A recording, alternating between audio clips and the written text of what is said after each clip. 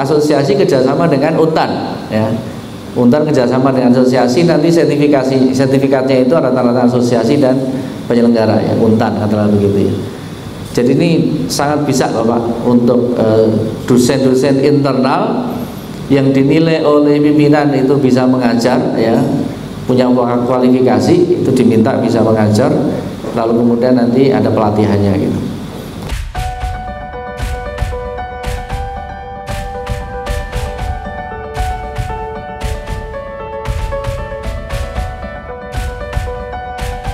Waalaikumsalam warahmatullahi wabarakatuh. Saya itu jarang bertanya, tapi karena nggak ada yang bertanya gitu. Nama Pak ya, nama Pak. Baik, terima kasih Pak. Saya Muhammad Sofwan Al-Mari dari Fakultas Kehutanan. Mungkin akan menanyakan beberapa hal. Yang pertama tadi Pak Agung menyatakan bahwa negara hanya menggunakan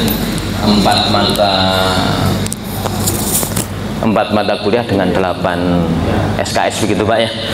Berarti satu mata kuliahnya cukup dengan 2 SKS saja Pak ya. Tapi ada info bahwa kalau tidak salah kewarganegaraan itu diminta 3 SKS. Mohon kepastiannya Pak kaitannya dengan SKS tadi. Itu yang pertama. Terus yang kedua tadi kaitannya dengan materi Pak. Tadi sedikit disinggung, cuman untuk yang bahasa Indonesia sama bahasa Inggris mungkin belum masuk tadi ya. Banyak dikeluhkan oleh dosen itu ada mata kuliah bahasa Indonesia tapi sepertinya itu tidak berbekas ke mahasiswa pada saat nyusun tugas akhir. Jadi lebih baik itu materinya itu ya mungkin nyangkut kaitannya dengan penulisan tugas akhir, bagaimana membuat kalimat yang bagus, bagaimana membuat paragraf yang bagus dan sebagainya. Itu arahnya ke sana. Terus begitu juga dengan bahasa Inggris. Nah, bahasa Inggris juga diharapkan mahasiswa nanti akan terbiasa dengan membaca jurnal-jurnal internasional. Mungkin jadi untuk arah materinya ke sana. Itu yang kedua. Terus kalau yang ketiga Pak, ini mohon maaf, jadi saya sih memaklumi Pak ya, jadi Untan ini prodinya banyak banget, kelasnya banyak. Kami di Fakultas Kehutanan saja untuk angkatan besok ini akan kita buat menjadi 10 kelas untuk kelas pagi dan kelas sore 1 kelas. Jadi memang pada saat koordinasi dengan pihak MKWK ini saya pengalaman itu kok repot Pak. Mungkin repotnya setelah kita ngasih surat ke MKWK itu terus bingung, kelasnya kok banyak yo, sik ngajar sopo, mungkin gitu kan Pak, belum di fakultas lain dan sebagainya. Nah Pak Jumur protes.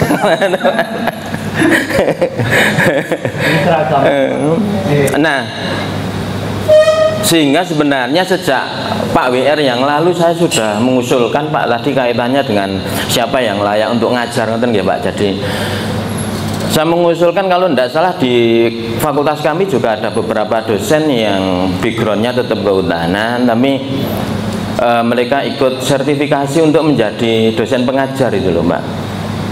Nah, saya mengusulkan itu agar selain berkoordinasi dengan MKWK di Untan tuh kami juga punya stok dosen untuk ngajar itu, sehingga hal yang sering terjadi di awal semester itu bisa 2 minggu atau bahkan sampai 3 minggu pertama kosong nih Pak. Nanti kalau sudah jalan nanti ada juga yang kelas sering banget kosong Pak. Ini juga kasihan mahasiswanya. Tapi saya nggak menyalahkan MKWK Untan Pak, karena memang personilnya yang sedikit, prodinya banyak, kelasnya banyak. Maka jalan solusi satu-satunya kayaknya ya memberikan sertifikasi tadi. Maka sekarang setelah beralih ke Pak WR sekarang ini sekitar 3 minggu yang lalu atau bahkan 1 bulan yang lalu saya sudah ngechat ke beliau untuk minta ada sertifikasi ini Pak. Harapannya segera dilakukan, terus nanti tanggal 12 sudah mulai kuliah, kita sudah mulai jalan. Tapi ya beliaunya juga sibuk jawabnya, gantian Mas, ini nanti kalau sudah selesai pekerjaan-pekerjaan yang beruntun ini bisa kita diskusikan. Nah, saya nengok ini sekarang LP3M mengadakan kegiatan ini, menurut saya sangat bagus nih Pak. Berarti nanti saya akan langsung ngechat WA sama Prof Sulis untuk kaitannya dengan ini, sehingga biar ndak ndak timpang lah begitu. Jadi kasihan juga mahasiswa satu, nanti kalau banyak dosennya sedikit, ngajar di kelas banyak terus banyak kosong, itu kan ya banyak dosanya. Mohon maaf itu rajin menabung dosa, bahaya. Itu yang bisa saya sampaikan. Mohon tanggapannya dari Pak Arkom. Terima kasih, saya tutup. Assalamualaikum warahmatullahi wabarakatuh. Di sarjana dan diploma itu ada 19 prodi. Berarti di rata-rata, saya boleh rata-ratakan 2 lah minimal itu berarti kan paling tidak 38 kelas gitu. Itu untuk satu mata kuliah aja, katakanlah agama. Jadi memang banyak sekali diperlukan dosen. Apa yang disampaikan oleh Pak Sofyan tadi itu benar-benar juga terjadi di tempat kami. Kadang-kadang sudah hampir mau meet baru ada dosennya gitu. Kita ya mau ngeluh-ngeluh kemana gitu kan, karena memang overloaded gitu kan pekerjaan itu. Nah, di FKIP solusi yang diambil itu kita minta beberapa dosen untuk mengajar agama gitu. Saya sendiri misalkan, saya latar belakang saya itu pendidikan bahasa Inggris ya. Kuliahnya memang dari S1 ya bahasa Inggris, S2, S3 teknologi pendidikan. Tapi saya itu ngajar agama. Semester ini saya ngajar di S1 itu 9 SKS agama, 2 SKS mata kuliah bahasa Inggris. Jadi saya itu asli dosen agama sekarang. Jadi setiap semester saya itu mayoritas SKS-nya adalah agama. Jadi ya alhamdulillah saya memang enjoy menikmati mengajar agama. Jadi bisa berinteraksi dengan mahasiswa. Saya bikin proyek-proyek yang mana mahasiswa itu wajib turun ke lapangan, mengamati fenomena bagaimana masyarakat mengamalkan Islam gitu ya, seperti itu, berkomunikasi, berpendapat. Apa yang Bapak sampaikan tadi masalah toleransi dan sebagainya, itu juga bagian dari proyek-proyek mahasiswa kami. Di Kalbar ini benar-benar multi agama gitu ya. Dan di Singkawang itu misalkan contohnya itu terkenal dengan toleransinya. Nah, itu menjadi bagian dari proyek mahasiswa. Jadi setiap tahun kami memberikan perkuliahan itu dalam bentuk proyek. Walaupun materi dasarnya tetap kita sampaikan dulu konsep secara utuh agama Islam itu apa, misalkan seperti itu. Tapi selanjutnya itu adalah proyek-proyek. Dan saya sangat senang sebenarnya karena bisa mengetahui bagaimana mahasiswa itu perkembangan, pemahaman, dan juga sikap dia terhadap pengamalan agama di masyarakat. Itu yang pertama Bapak, yang tadi ya boleh sedikit sharing, tapi juga pertanyaan sama dengan Bapak Sukan tadi, untuk memperbanyak dosen itu kayak seperti saya tadi itu kan, gimana itu gitu statusnya, dosen agama kah atau dosen, kalau mau jadi dosen agama atau dosen yang lain seperti bahasa Indonesia, kewarganegaraan dan sebagainya, itu harus ada sertifikasinya kah atau gimana kah gitu. Saya kira solusi yang kalau melihat pengalaman di FKIP lah, itu sebenarnya solusi yang lebih baik itu memang kita memanfaatkan dosen yang ada di dalam Untan. Kalau kami ada di FKIP berarti, karena memang kita lebih tahu karakteristik mahasiswa kita, kemudian quote unquote rasa memilikinya itu lebih tinggi, jadi faktor kekosongan kelas tadi itu ya lebih berkurang lah gitu. Kemudian ini saya lihat ada mata kuliah MKWK itu, apakah ini juga berlaku untuk diploma gitu Pak, diploma 3 ke bawah?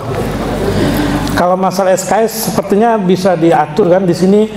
Mata kuliah wajib itu diatur SKS-nya oleh perguruan tinggi. Yang alhamdulillah dibagikan di sini SK Rektor Untan tahun 2017 itu bahwa semuanya 2 SKS kecuali agama 3 SKS. Jadi kayaknya itu juga kami tahun ini yang sudah menetapkan itu juga, dan kami sebarkan ke seluruh semua prodi. Untuk karena masih tahun lalu masih bervariasi gitu apa jumlah SKS-nya. Alhamdulillah dengan ini kejelasannya lebih jelas. Sementara itu yang dapat kami sampaikan. Assalamualaikum warahmatullahi wabarakatuh. Itu tidak menyalahi aturan, karena aturannya itu minimal 2 SKS. Jadi kalau mau 3, 4, 5 itu tidak ada masalah. Lalu kemudian bahasa Indonesia ya. Nah ini itu juga berarti kan evaluasi diri ya, artinya harus dilakukan. Tadi pertanyaannya mengapa bahasa Indonesia seakan tidak berbekas gitu ya. Nah ini berarti nanti wakil dekan 1 ya dan Kapolri supervisor ini juga RPS-nya materinya begitu supaya perlu video kembali. Karena dosen ini kan sebenarnya juga tujuannya adalah dia harus memenuhi CPL-nya prodi kan gitu ya. Prodi mintanya begini ya, kita dosen itu juga memenuhi CPL itu, keinginan dari prodi itu. Jadi memang ini kesempatan untuk saling mengevaluasi kira-kira ada materi apa yang kira-kira perlu dikuatkan gitu kan. Tetapi tentang bahasa Indonesiaan tadi itu yang tidak boleh tidak ya harus disampaikan. Lalu bahasa Inggris itu tidak masuk di undang-undang Bapak, itu sebagai muatan universitas, boleh iya boleh tidak menjadi mata kuliah wajib kurikulum, tetapi itu lebih sebagai satu kebutuhan dari masing-masing. Ada juga mungkin mewajibkan bahasa Mandarin misalnya, di perguruan tinggi yang lain itu ada bahasa Mandarin, bahasa Korea, bahasa Jepang dan seterusnya, karena kebutuhan dari perguruan tingginya. Jadi boleh saja. Lalu kemudian banyak kelas, ya ini memang dihadapi oleh semua perguruan tinggi. Oleh karena itu memang butuh menyediakan ya fasilitas ya. Karena mata kuliah wajib berarti semua mahasiswa harus ngambil, berarti butuh sekian kelas, butuh sekian dosen ya. Dan itu akan setiap tahun pasti akan terjadi seperti itu. Oleh karena itu maka perlu dipikirkan. Maka di sini perlu adanya komitmen atau kebijakan dari pimpinan ya untuk memperhatikan ini, katalah begitu. Nah tadi sudah ada beberapa jalan keluar ya. Yang ideal adalah yang memang lulusan dari ilmu yang bersangkutan ya, agama yang dari agama, kemudian bahasa Indonesia juga begitu ya. Tetapi kan ada klausul yang lain. Ketika yang ideal tidak bisa dipenuhi, bisa menggunakan yang klausul yang lain.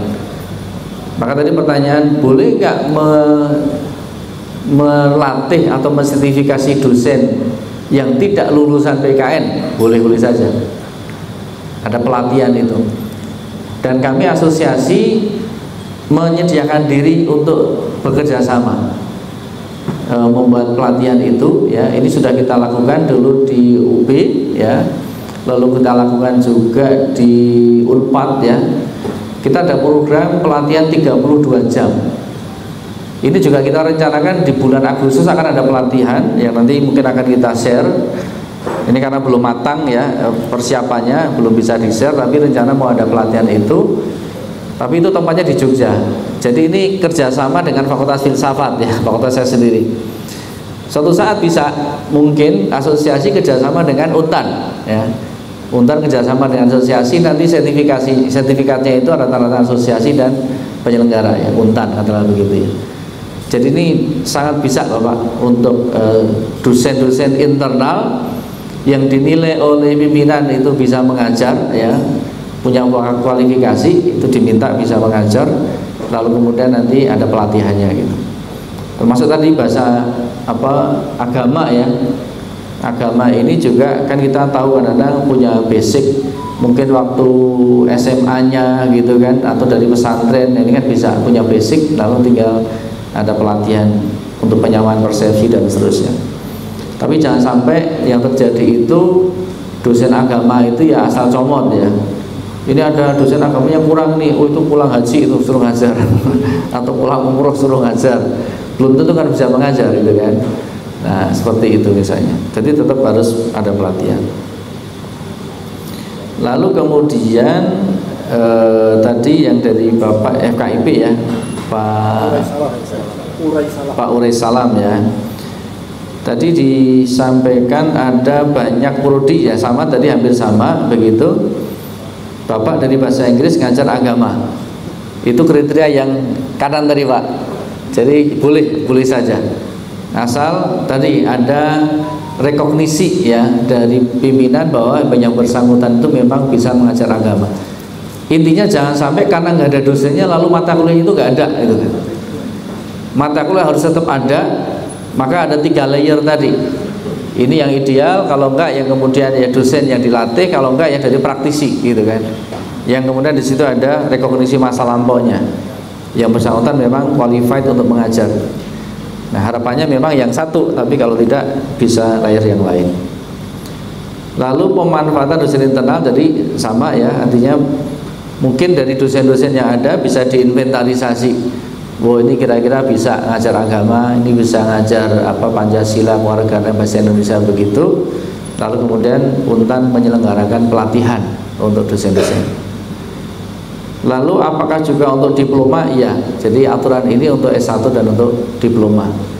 Jadi itu semacam kayak standar, siapapun orang belajar di Indonesia itu harus mendapatkan 4 mata kuliah ini. Kalau ada pertanyaan misalnya, kemarin ada pertanyaan, ini ada orang asing, mahasiswa internasional, dia bukan orang Indonesia, apakah harus ngambil Pancasila, kewarganegaraan, bahasa Indonesia? Ada juga ini ateis ini, jadi apa harus ngambil agama? Ya kita sampaikan ini adalah standar kurikulum nasional. Siapapun belajar di Indonesia harus ngambil standar itu. Sebagaimana Bapak Ibu kalau belajar ke luar negeri ya, ada pelajaran civic Amerika ya, itu ya misalnya ya harus tetap ngambil. Oh itu standar kurikulum mereka gitu kan. Jadi kalau mereka ateis tadi misalnya gitu, ambillah agama sebagai ilmu paling enggak gitu kan. Silakan milih ilmu yang mana yang pengen dia ketahui, kuasai ya. Lalu kemudian tadi ya kalau dari bahasa lain Pancasila itu juga penting kan, mereka ngerti tentang Indonesia, ideologinya kayak apa ini. Tetapi yang terjadi di lapangan ini kemarin pernah terjadi juga, ada mahasiswa Muslim itu ngambil mata kuliah agama Kristen. Loh, Anda Muslim? Iya Pak, kok ngambil Kristen? Habis dosen agama Islam pelit-pelit nilainya Pak. Dosen-dosen agama Kristen bagus-bagus nilainya, jadi ambil Kristen. Wah ini parah ini. Ini kalau kita pakai Undang-Undang 20/2003 dikatakan setiap mahasiswa itu wajib mengambil mata kuliah sesuai dengan agamanya dan diajarkan juga oleh dosen yang beragama sesuai dengan keyakinan itu. Jadi nggak boleh nanti ya, orang dosen agama Islam yang ngajar Konghucu gitu kan, meskipun dia ahli filsafat Cina kan, itu ada juga itu kan, nggak bisa itu kan. Jadi tetap sesuai dengan pemeluknya. Ini kalau aturan normatifnya begitu. Terima kasih. Terima kasih Pak.